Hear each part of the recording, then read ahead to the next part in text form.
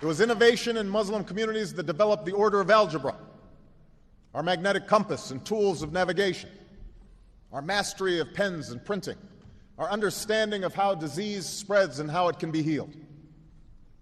Islamic culture has given us majestic arches and soaring spires, timeless poetry and cherished music, elegant calligraphy, and places of peaceful contemplation. I also know that Islam has always been a part of America's story. The first nation to recognize my country was Morocco. The first nation to recognize my country was Morocco. The first nation to recognize my country was Morocco.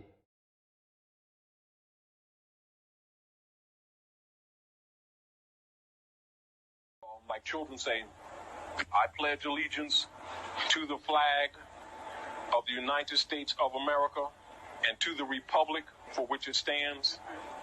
All right, that's cliche to most people. However, it means more than what they think it means. Do you understand? Now, that's those who pledge allegiance to the peace between the Moors and the European nations in here and establish this government of amity and peace and to do commerce in this Moorish empire. Do you understand? What they did is overthrew it. Six and Chestnut, and they took the nationality and birthrights away from the Moors, and different Moors were in government. They told them, step down or die. Do you understand? And they instituted in 1779 the Negro, the black crap, retroactively into the history documents. They started burning documents. They started hiding documents. The chopping down of the cherry tree. The Moroccan flag was the red flag, the red standard. It was called the cherry tree because it was red. Originally, it was pure red. They later put a green saber on it, or a green pentagram on it to distinguish it from maritime red flags. But it was originally red, and it was called the cherry tree. So George Washington chopping down the cherry tree referred to the fact that the first treaty with the United States of America was with Morocco, and part of that arrangement between their diplomacies was that Morocco had sued America during the Revolutionary War because they were enslaving their people. The Sultan was so they sued America, and America did not respond. So Morocco started taking hostage American ships hostage, and this resulted in a diplomatic squabble, which eventually was settled with the first peace treaty of the United States of America. And part of that settlement was that Moorish citizens, going back years, hundreds of years in some cases, should be released. And all they needed to do was go to the president, go to the White House, and say, "I am a free Moorish national. Let me go," and they would be freed from bondage. The problem with George Washington is not that he didn't recognize it, was that he didn't announce it. He didn't make it known. He obscured the fact, even from his own slaves. He didn't tell them, we made a deal with the Moroccans and you can go if you're a Moorish national. And so this is George Washington chopping down the cherry tree. At the time that this was going on, the empire that was rocking was referred to as the Old Moorish or the Al-Mooriaan Empire. Because the Moroccans were the ones that were the direct descendants of the Phoenicians through the Moabites that were able to maintain the position of the ancient roots that went throughout the world, which is why we could go anywhere in the world and you could tell somebody that you were Moor and they give you a whole different perspective of yourself other than your own people here. So you had the empire, you had the kingdoms, and then you had the dominions. That's why you have Choctaws who were called kings and queens, because they all was in their own dominion. But they all raised the red flag or the white flag, because these were the flag that represented all of us, the blood, when they say one blood and all of that. When you look at the maroon flag, it's red. When you look at the flag, the Morocco flag, the original was red. When you look at the original Cherokee flag, or the one that they adopted, is red. Why? Because in Jamaica and Jamaica, we was maroons. In the Philippines, we was Moros. In America, and North Africa, Spain, that's another thing. When they say that the Moors from North Africa went into Spain, right? Mm-hmm. We today think North Africa is just the northern portion of Africa. But I just told you, under the Piri Reis map, the map of the empire, anything west of Mali was northern in northern and western Africa, or excuse me, northwest Africa. So that means over here. So when they talk about the Moors from North Africa, they talk about those of us from over here and those of us, them from over there in what they call the Barbary states, which was Morocco, Tunis, Algiers, and Tripoli. We shut down the Roman Empire altogether. It was us on the northwestern, southwestern shores, and then in the far east, that was the Caliphate, and in the far east, you had what was called the Khanate, which was Timor, what they called Tamerlane, Genghis Khan, Kublai Khan, Attila the Hun, the rest of them. So we shut them down. This is Elias Boudinot again. He wrote another book called The Second Advent during the 1800s. And before we just quote, I want to show you why he was writing these books. Take a picture of America and what was going on. Washington was under attack by the British and the natives as America was in the War of 1812 against the indigenous people and the British. America had just participated in the Barbary Wars on the coast of West and North Africa in heated battles with the Moors. And they sing the song, from the shores of Montezuma, no, from the banks of Montezuma to the shores of Tripoli. What is that song about? That's the song that the Marines sing to show that they had conquered from Mexico to northern Africa, the empire of the Moors, or the Muslims, the ancient people.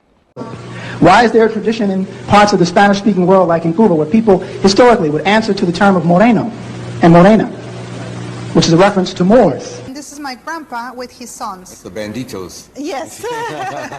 And this is the wedding of my parents. Oh, look how pretty your mom is. But he's a dark man and She's him, right. So your family is part black? It's part black. And it's something that was omitted until I was 19 years old. How did you find out that you were part black? Because I traveled to Cuba. I asked my grandpa, why you never told me we are black? And he held my hand and told me, sweetie, we are not black, we are morenos. Oh, morenos. Of course, he was aware that he was a black man, but he rejected that identity. That's interesting. And I think this happens in most families, that you hide the black grandma. Historically, if somebody called you a negro, they were trying to piss you off. Because it was understood that they were essentially calling you a slave. For instance, like when our people agree to be black people, they come under the Christian black codes that were set up in 1868 when they closed the Freedmen's Bureau. That's an agreement, and those codes apply. That's where your abuse comes from. Because there's no such people. It's a code system for Christian property. Chinese, China. Russian, Russia. Italian, Italy. German, Germany. Swedish, Sweden. Korean, Korea. Egyptian, Egypt. Nigerian, Nigeria. Black.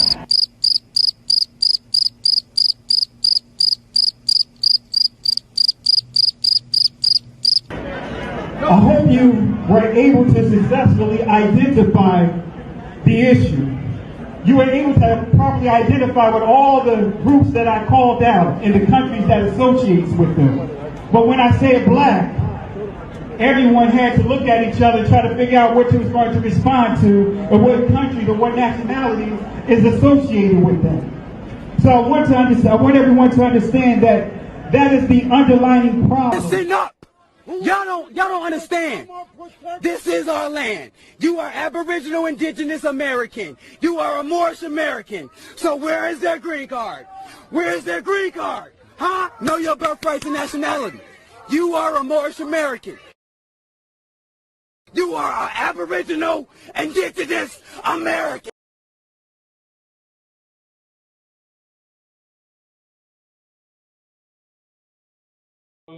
The United States Republic came out of the dissolution of the Moroccan government here, United States of Morocco. Do you understand? That's why the United States of America here in the central part has no national name. Like here you got the United States of Mexico, you got the United States of Brazil, right? You got the United States of El Salvador, let's see, El Salvador, there's a couple more that are United States. So you have a lot of United States of America. This is the reason why they'll just use the name or the word America And if you never stop and think, you never recognize that that's not attached to anything here. That's America. Central, north, south. Tell me who's the American president. I can't talk. What do I do? Oh, he's the president of Brazil? Because that's the United States. You know that's the United States of America, don't you? Because it is. You know El Salvador is the United States of America. Did you know that? Mexico is the United States of America. Because everybody around the world knows that the United States is a corporation, not the land. And our people keep calling the United States Corporation Company the country, which gives them the sovereign right, because you're the heir. Whatever you say, you've just assigned them. Then they call them Americans and they call the country America, which you just assigned them to the sovereign. Which means these people don't even know geography. America's not a country, it's two continents. They're incompetent and don't understand that when they say those things, in law, it's what you said. What you mean is irrelevant. What you said is what it is. And this is what makes it dangerous for our people to get this information and not be given law. Because their arguments will be based in emotion, totally correct emotionally, totally correct symptomatic, but in law, legally dead. You can be a U.S. citizen or you can be an American, but you can't be both. It's impossible. You can be a U.S. citizen or you can be an American, but you can't be both. It's impossible. Anyone who claims to be a citizen of the United States, under legal definition of the United States, is pledging their allegiance to Washington, D.C. or the District of Columbia. They are not Americans. Anytime you see a pale-faced European hybrid, they're not an American. That means they do not have the same status that you have as an American national, or Moorish American national, or an American national Moor. They do not have the status that we got. Therefore, by law, they can't tell us what to do in our own land, period. You can be a U.S. citizen or you can be an American, but you can't be both. The second thing that's significant as to why Drew Ali was emphasizing the idea of nationality, or saying that people were Moorish, is because he obviously recognized that the legal history of the United States revealed that one had to be a recognized national to be seen as a person and not as a condition. And the Constitution was designed to protect persons, not conditions.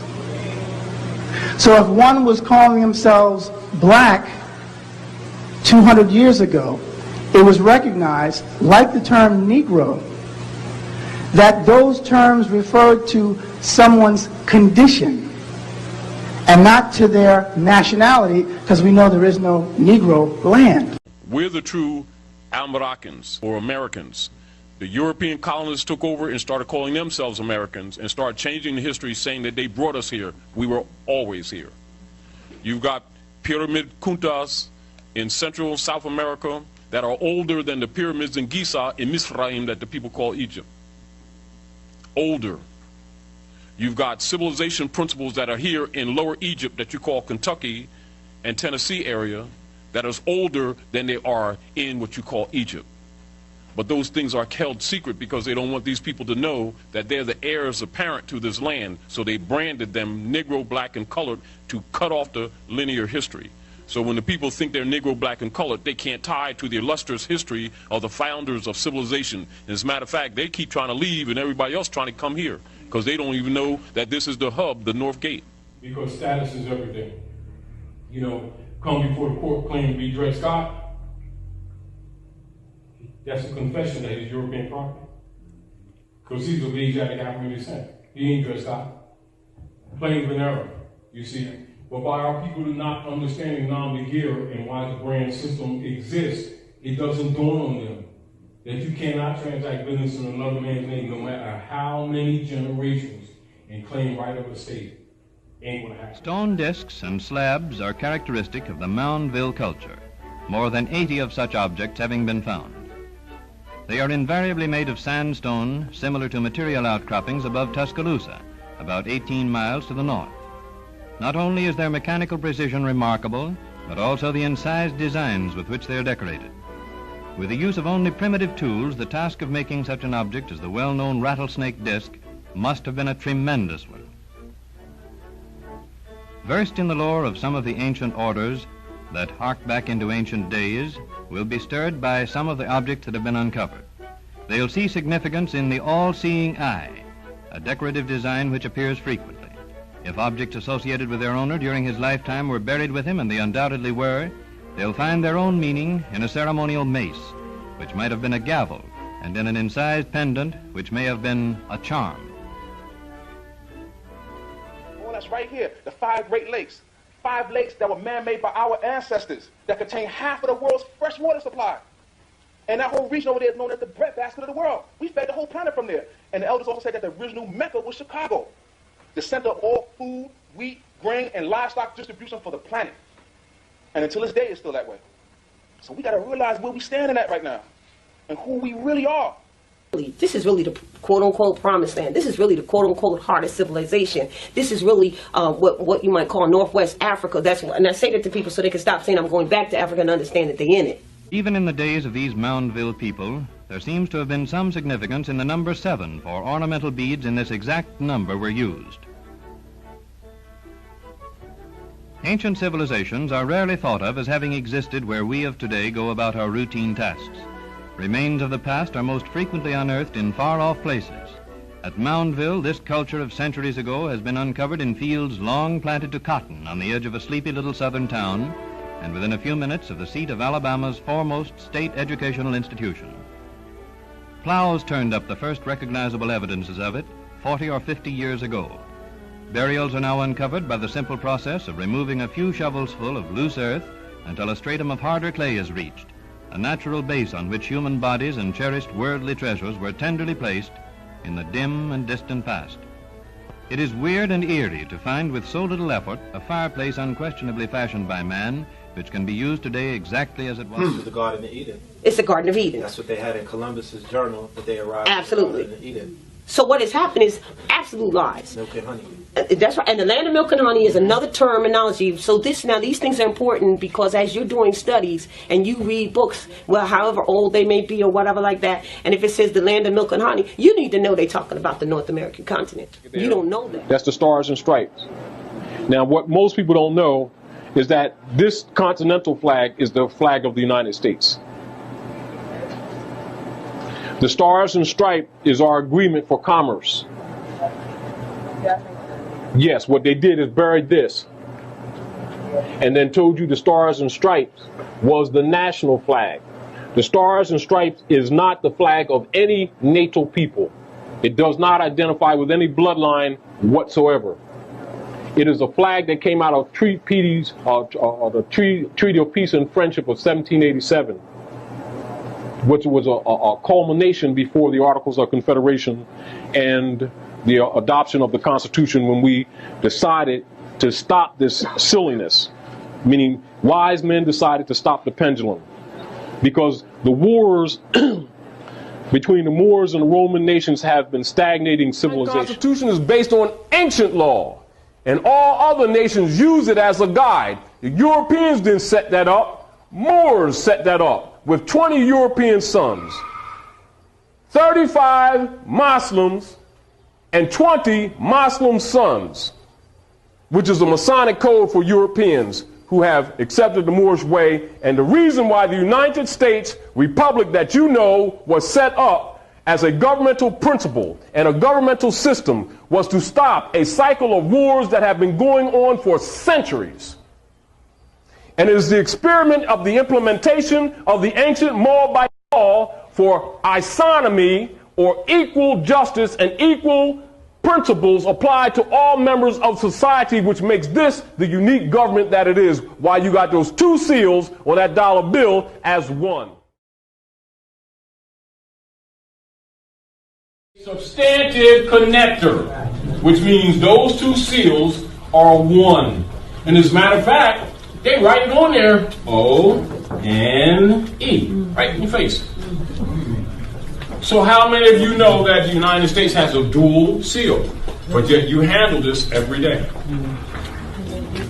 Now, if you'll notice, under the flying bird, right, you will see the President, the Secretary of State, the Secretary of Treasury, all the politicians speak under the flying bird. How come none of them speak under the Great Seal, which is apparently clearly there? That's the Great Seal. How come nobody speaks under it?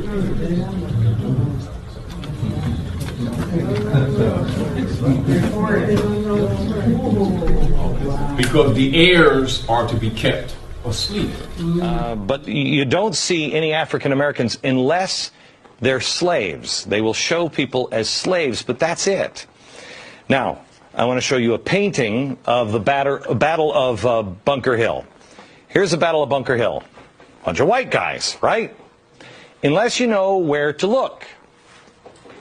Right here. That's Peter Salem. He was actually the hero of the battle. It doesn't look like he's a hero there. He looks like he's cowering behind the white guy with a sword. He was the hero of the battle. And he saved scores of Americans. Did you know this story? Why? I'm so tired of people saying, well, it was just the white people, white people, white people. No. No. Why are we intentionally leaving others out? There are black founders in history. You're going to have to ask yourself a couple of questions. Bashar, and he also knows that North America is known as Al-Maghreb Al-Aqsa. Of course. I know that. North America was known as Al-Maghreb Al-Aqsa, and it reported to the Sultan of Morocco. The Constitution is their sanction to do business at Morocco. There's that business flag of amity and commerce. Now you understand why you have that Moorish flag, and then you have the stars and stripes. It's a banner. It's not the national flag. This is the national flag. It's your history. You're standing on your own land, trying to go to Africa, and you're standing on Africa. And there was a relation. This is why I needed to ask you, what's the relation between the first, colonials and just because some generations have passed, they're still colonists. That's who they are. They're Europeans claiming to be Americans. So therefore their status is what? Void in the first instance. See, because that's what the colonization is the theft of your birthright. And I think a lot of times when people look at this thing, they only look at it exploitation from an attitude perspective. They're not recognizing that it has legal and estate implications. They don't look at it with that concept. They look at it as an attitude of them mistreating us, and we got to get them to stop mistreating us.